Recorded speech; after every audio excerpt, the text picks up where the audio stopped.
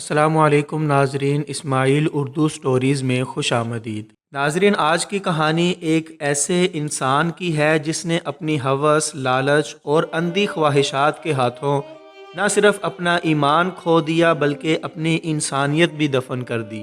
یہ داستان ہمیں یہ سبق دیتی ہے کہ جب انسان حلال و حرام کی تمیز کو کھو بیٹھے تو انجام ایسا ہوتا ہے کہ زندہ رہ کر بھی مردوں سے بدتر زندگی گزارتا ہے۔ بہت پرانے زمانے کی بات ہے، ایک شہر تھا جس کا نام سفید پور تھا۔ یہ شہر بظاہر پرسکون تھا مگر اس کی فضا میں ایک عجیب سا خوف چھپا رہتا تھا۔ شہر کے باہر ایک پرانا قبرستان تھا جہاں سورج ڈلتے ہی سناٹا چھا جاتا۔ لوگ وہاں دن میں بھی کم ہی جاتے تھے اور رات کو تو کوئی قریب پھٹکنے کی ہمت نہ کرتا۔ اسی شہر کے ایک غریب محلے میں ایک شخص رہتا تھا، اس کا نام قاسم تھا۔ قاسم غربت کی ماری ہوئی زندگی گزار رہا تھا۔ اس کا باپ کبھی شہر کا ایک نیک دل شخص مانا جاتا تھا مگر وقت نے اسے بیمار اور بے بس بنا دیا۔ کچھ ہی عرصے بعد وہ دنیا سے رخصت ہو گیا۔ قاسم کی ماں نے لوگوں کے گھروں میں کام کر کے بیٹے کو پالا مگر غربت ان کے دروازے سے کبھی دور نہ ہوئی۔ قاسم بچپن میں برا نہیں تھا، وہ بھی دوسرے بچوں کی طرح ہنستا کھیلتا تھا مگر جب اس نے لوگوں کے گھروں میں دولت، اچھے کپڑے اور بھرپور کھانے دیکھے تو اس کے دل میں ایک آگ سی جلنے لگی۔ وہ سوچتا، آخر میں ہی کیوں محروم ہوں؟ کیا میرا قصور ہے کہ میں غریب پیدا ہوا؟ یہ سوچ آہستہ آہستہ حسد میں بدل گئی۔ قاسم نے کبھی محنت سے کام سیکھنے کی کوشش نہ کی۔ اسے جلد امیر بننے کا شوق تھا، بغیر پسینہ بہائے۔ وہ اکثر قبرستان کے قریب بیٹھا رہتا کیونکہ اس کا گھر وہیں قبرستان کے پاس تھا۔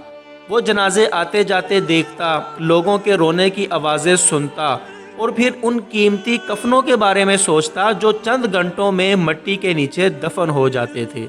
ایک دن اس کے دماغ میں ایک خوفناک خیال آیا، مردہ تو کسی چیز کا محتاج نہیں ہوتا، پھر کفن کا کیا فائدہ؟ اگر میں وہ نکال لوں تو کسی کو کیا نقصان ہوگا؟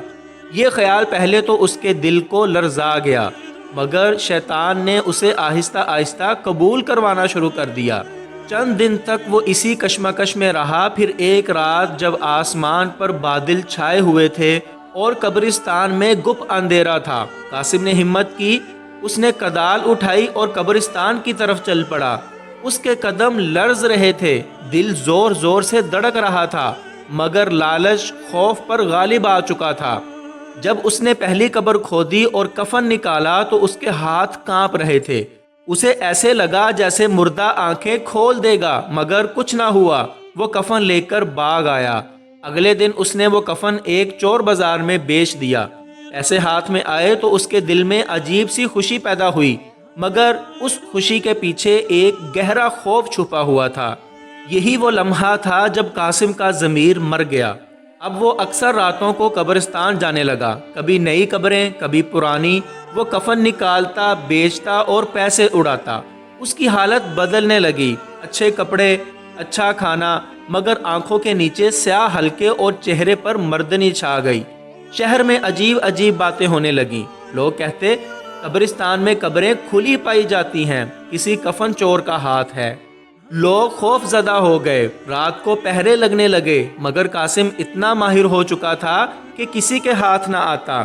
وقت گزرتا گیا مگر سکون قاسم سے کوسوں دور ہوتا گیا۔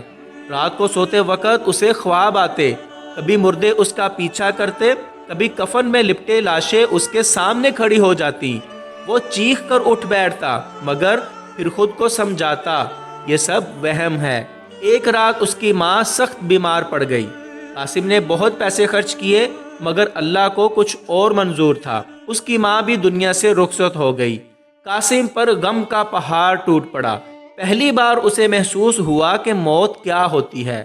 جب ماں کو غسل دیا گیا اور کفن پہنایا گیا تو قاسم کے ہاتھ کانپنے لگے۔ وہ کفن جسے وہ ہمیشہ مال سمجھتا تھا آج اسی میں اس کی ماں لپٹی ہوئی تھی۔ قبرستان میں دفن کے وقت اسے لگا جیسے ہر قبر اس سے سوال کر رہی ہو، کیا تو نے ہمیں نہیں لوٹا؟ ماں کی قبر کے پاس کھڑے ہو کر قاسم کی آنکھوں سے آنسو بہنے لگے مگر وہ آنسو توبہ کے نہ تھے بلکہ خوف کے تھے۔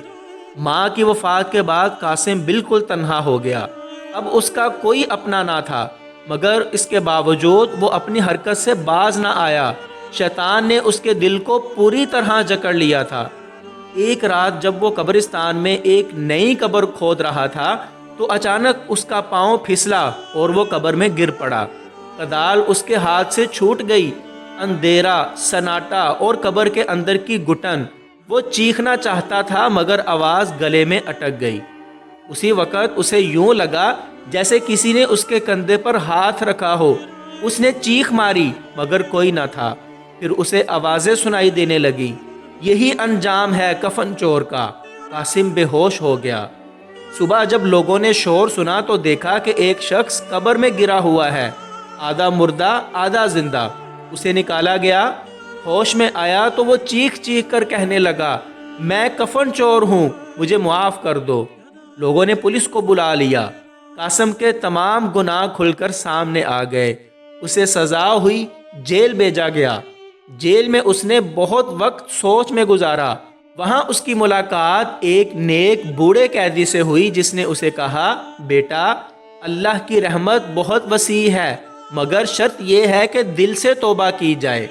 یہ الفاظ قاسم کے دل میں اتر گئے۔ اس نے پہلی بار سچی توبہ کی، راتوں کو روتا، اللہ سے معافی مانگتا۔